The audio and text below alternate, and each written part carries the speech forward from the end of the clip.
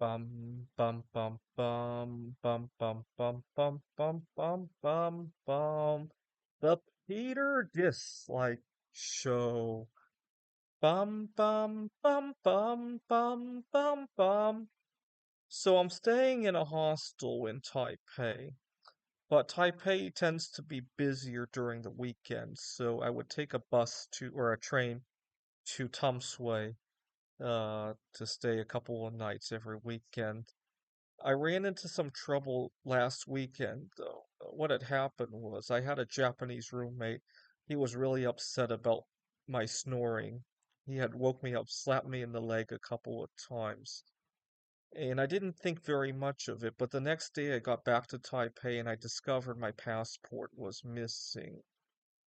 What's really interesting is that my passport disappeared, but I had a bunch of money. It didn't disappear. 30,000 Taiwanese dollars. My credit cards didn't only the passport. And I'm starting to suspect the Japanese roommate was upset at me and decided that he would cause me a lot of grief. Thank God I booked a very long trip to Taiwan. I got time to take care of it. He probably just assumed I was going to go home the next day and he wanted to cause me grief.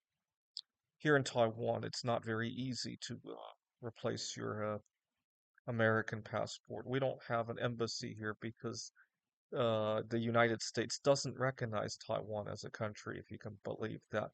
Now, the reason I suspect it might be him was because I almost wanted to do this at one point.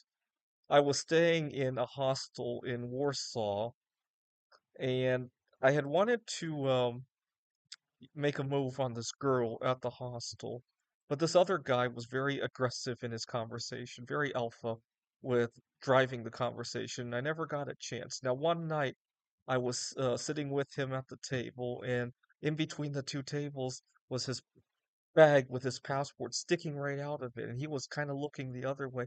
I thought, when he's not looking, maybe I can grab the passport and draw in it with like permanent marker, so that the next day or whatever day he decides to fly out of Poland, he gets to the airport. Uh-oh, he can't leave because the passport is damaged. And I so badly wanted to do that. It took all my strength to not reach for his passport. And I was so upset at him. And so, but I imagined myself doing that. And so when my passport disappeared after the disagreement with the Japanese roommate, that was the first thing that came to mind. Leave a comment if you believe that, if you've ever had anybody or steal or destroy somebody's passport as kind of a revenge while staying at a hostel. I wonder if that's a common thing. I went online to see if anybody has ever done that or had that done to them. I didn't find any information, but I suspect that is what happened. I hope if that's what happened, I hope this guy goes to hell. This is the Peter Dislike Show.